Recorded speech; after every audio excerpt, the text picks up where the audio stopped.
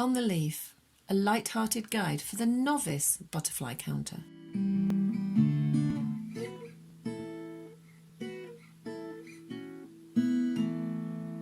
Hi, welcome to an update from On the Leaf. I'll be sharing the butterflies we have seen this week, how many and where. Last week on the transect, 178 butterflies. This week, 240. Top butterflies, first place, the marbled white. In second place, ringlet. Top moment of the week, a peacock butterfly inspires, and there's a rescue. There is unsettled weather from Saturday with both wind and rain. Things start well enough, and on the Sunday, with a temperature of 16 degrees and a gusty wind, we find a few surprises out on our 8:30 morning walk, despite black clouds in an otherwise blue sky. We skip down the lower path on the common and find at 9 o'clock, and in any shaft of light that hits bramble, a host of butterflies flying, feeding and warming up, such as the small white and the meadow brown. When we join back to the main path, we find this small white butterfly. It's lying on the ground on its back. It's clearly not well. It begins to move its legs in the air as if to right itself, and we can see that its wings look heavy. Small white butterflies have dark spots on their inner wings and one large with smaller spots on the undersides. The larger of these spots works as a fake eye or a false eye. There are theories about fake eyes. One is that they can mimic the eyes of predators and stop them attacking. The predator thinks it is facing something bigger and more dangerous than it had thought, so it keeps away. The fake eyes work here as a deterrent. The second theory is that fake eyes can often distract predators so that they go for a less vulnerable part of the butterfly's body, like an outer wing. If a butterfly's wing gets damaged, the butterfly will survive and should be able to fly. It just won't be able to fly as fast or as efficiently as before. Back to our injured small white. We cup our hands around it, pop it on a leaf, and it flies, then is happily off. We see a ringlet butterfly warming up. We think it's a she. See the circles on her inner wings. Ringlet have a string of false or fake eyes on their underwings that give the butterfly its name. The male can be very dark, almost black, see here on the left, and the female, on the right, larger with more pronounced eyes on her underside. She will drop her eggs into grasses when in flight, often knee-high grasses that protect the eggs as they fall. Ringlet butterflies prefer damp grassland. Back to our ringlet.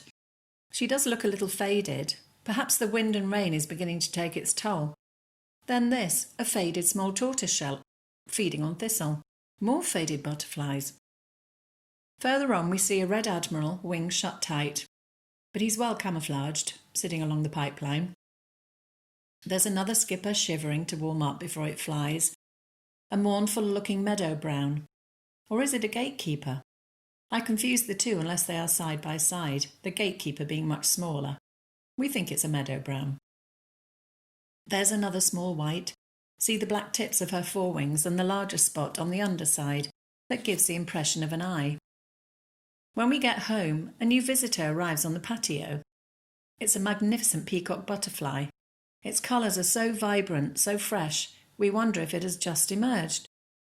No fading here, no sign of attack. The fake eyes on its hind wings are huge. They are believed to resemble those of an owl when looking down from above. Can you see the white flecks in these eyes? Some fake eyes have a series of circles in them, others bits of white that mimic an eye reflecting light. It makes them more credible as something bigger and more dangerous. These white flecks, known as glistening centres, are very good at deterring predators. It's what the peacock butterfly has. Perhaps you can see why a predator might think twice about approaching it. Another early morning walk this week brings plenty of activity, especially on the lower paths and along the pipeline. We see a beautiful silver wash fritillary, another faded red admiral feeding on bramble, and a comma butterfly opening and closing its wings right next to the path. On our return through the field, we come across these two female meadow brown feeding on thistle. Can you see the white mark on their eye spots? The crystallization that gives the impression that these eyes are real eyes. We set out to walk the transect for our weekly count on Friday, July the 10th. It's 10:30 in the morning, there's a temperature of 18 degrees and a good northwesterly wind. With 65% sun, conditions are good. There are butterflies in every section. The first meadow is heaving with marbled white, as well as meadow brown, ringlet, some clinging onto stalks, lots of skipper, and white. The wind blows hard, but doesn't really seem to stop the butterflies from feeding. The count is a good one at 240, with, out of 11 species spotted, 63 are marbled white and 59 are ringlet. If this week has taught us anything, it is if you wake up to blue sky, get out between the hours of 8 and 10 in the morning, there will be butterflies feeding, warming up, launching into flight. So when the skies cloud over by 11 or 12, you won't feel so disappointed. You will have seen plenty of colour, plenty to enjoy, maybe even an eye poking out from behind a leaf. But you'll know it's not a real eye. Might just fool you for a second. Until next time.